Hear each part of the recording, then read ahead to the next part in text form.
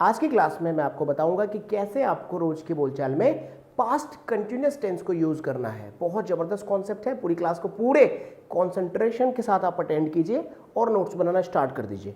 देखिए, पास्ट के continuous action को जब हमको बोलना है रोज की बोलचाल में, जैसे कल मैं खेल रहा था, कल मम्मी सो रही थी, कल पिताजी बाइक चला रहे थे, कल मैं रोहित से बात कर रहा था, ये जो सेंटेंसेस हैं ये पास्ट के कंटिन्यूअस सेंटेंसेस हैं, ये पास्ट के कंटिन्यूअस एक्शन के सेंटेंसेस हैं। ठीक है, इनको जब हम लोग रोज की बोलचाल में यूज करते हैं और इंग्लिश में हमको बोलना है तो यहाँ पर हमें पास्ट कंटिन्यूअस के स्ट्रक्चर को फॉलो करना है। अब पास्ट कंटिन्यूअस टेंस के स्ट्रक्चर को फॉलो करना है तो कैसे ये बनता है स्ट्रक्चर, इसको समझिए जरा। यहाँ पर हेल्पिंग वर्ब आपको यूज करना है, वॉज या वर। ठीक है, आई, ही, शी, इट और सिंगुलर के साथ आपको वॉज यूज करना है और यू, वी, दे और प्लूरल के साथ आपको वर यूज करना है। ठीक है, और आपको मैंने पिछली क्लास में भी बताया था, जहां कंटिन्यूअस एक्शन आपको समझ में आए वहां वर्ब की फर्स्ट फॉर्म में आईएनजी का यूज करना। ठीक है, और ऑब्जेक्ट तो यूज होगा ही होगा।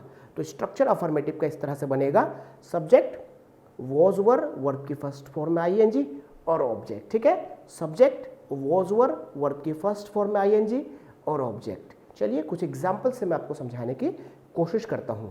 कल लालू मुझे गाली दे रहा था। Lalu was abusing me yesterday. Lalu was abusing me yesterday. मैं कल क्रिकेट खेल रहा था। I was playing cricket yesterday. वे कल अपना काम कर रहे थे। They were doing their work yesterday. They were doing their work yesterday. ठीक है, मम्मी जी कल खाना पका रही थी। Mummy ji was cooking food yesterday. Mummy ji was cooking food yesterday. कल हम ट्रैवल कर रहे थे। कल हम सफ़र कर रहे थे। We were travelling yesterday. We were travelling yesterday. ठीक है, उम्मीद कर रहा हूँ ये सारे एग्जाम्पल्स आपको समझ में आ रहे होंगे। चलिए अब आपको कहना है कि भैया आप जो काम कल नहीं कर रहे थे उसके बारे में आपको कहना है, तो यहाँ पर नॉट का यूज़ होगा। और जैसे कि मैंने आपको बोल रखा है, नॉट हमेशा हेल्पिंग वर्ब के साथ आता है, इसको अलग करके मत देखिएगा। नॉट और हेल्पिंग वर्ब की आप शादी करवा दीजिए। जैसे वॉज के साथ में नॉट लगा दीजिए तो वॉजंट हो गया, और वर के साथ में नॉट लगा दीजिए तो वारंट हो गया। ठीक है, वारंट हो गया। समझ पा रहे मेरी बात को आप? अब देखिए इसका स्ट्रक्चर, सब्जेक्ट वॉज वर के साथ में नॉट आ गया, उसके बाद वर्ब की फर्स्ट फॉर्म में आईएनजी और फिर ऑब्जेक्ट आ गया। ठीक है, कल मम्मी मुझे डांट नहीं रही थी। Mummy was not scolding me yesterday. Mummy was not scolding me yesterday. कल दिल्ली में बारिश नहीं हो रही थी। It was not raining in Delhi yesterday. It was not raining in Delhi yesterday. कल हम इंग्लिश नहीं सीख रहे थे।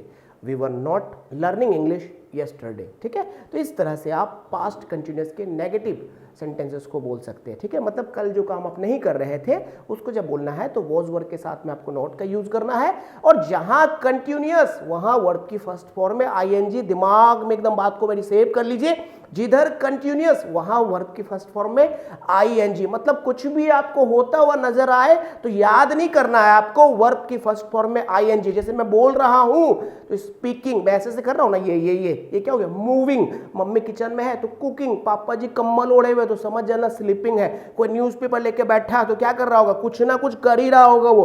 क्या, रीडिंग। रीडिंग समझ पा रहे हो, रीडिंग है ना। कोई मोबाइल लेके वो बटन को टिप टाप कर रहा है तो समझ जाना क्या कर रहा है वो, वॉचिंग या यूजिंग। ठीक है, बात समझ में आ रही है? कंटिन्यूअस का मतलब वर्ब की फर्स्ट फॉर्म में आईएनजी और पास्ट कंटिन्यूअस में वॉज वर। पास्ट कंटिन्यूअस में वॉज वर। ठीक है, चलिए अब क्वेश्चन आप कैसे पूछोगे। ठीक है, क्वेश्चन दो तरह का होता है, मैंने बता रखा आपको। क्वेश्चन दो तरह के होते हैं, इंटेरोगेटिव एंड WH इंटेरोगेटिव। जिस क्वेश्चन का आंसर आपको यस या नो में मिल जाए, इंटेरोगेटिव क्वेश्चन। जिस क्वेश्चन का आंसर आपको पूरा का पूरा सेंटेंस में मिले तो WH इंटेरोगेटिव। ठीक है, तो चलिए मैं आपसे कुछ इंटेरोगेटिव के क्वेश्चंस पूछता हूं। इंटेरोगेटिव के क्वेश्चंस पूछने के लिए हमें हेल्पिंग वर्ब को सब्जेक्ट से पहले रखने पड़ेंगे। ठीक है, तो हेल्पिंग वर्ब में वॉज वर्ब सब्जेक्ट से पहले आ गया, हेल्पिंग वर्ब फिर सब्जेक्ट, फिर वर्ब की फर्स्ट फॉर्म में आईएनजी, फिर ऑब्जेक्ट। ठीक है, क्या कल आप मूवी देख रहे थे? Were you watching a movie yesterday. Were you watching a movie yesterday. क्या कल दिल्ली में बारिश हो रही थी? Was it raining in Delhi. क्या कल आप रोहित के साथ नाच रहे थे?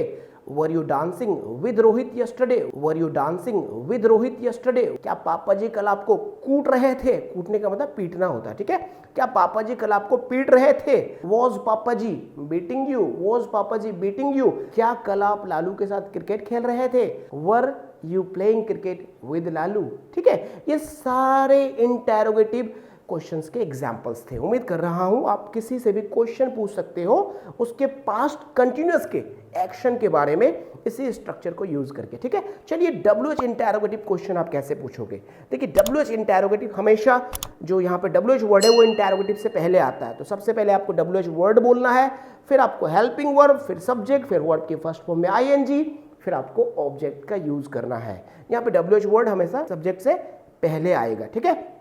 अब मैं आपसे पूछ रहा हूं कल आप क्या कर रहे थे, what were you doing yesterday, what were you doing yesterday, कल पापा जी किसे बुला रहे थे, whom was पापा जी कॉलिंग यस्टरडे। अब ये whom जो है ये WH वर्ड है, ठीक है।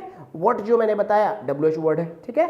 whom was पापा जी कॉलिंग यस्टरडे, कल तुम बाजार क्यों जा रहे थे, why were you going to market, कल बॉस तुम्हें गाली क्यों दे रहा था, कल बॉस तुम्हें क्यों डांट रहा था, why was the boss abusing you या scolding you, ठीक है।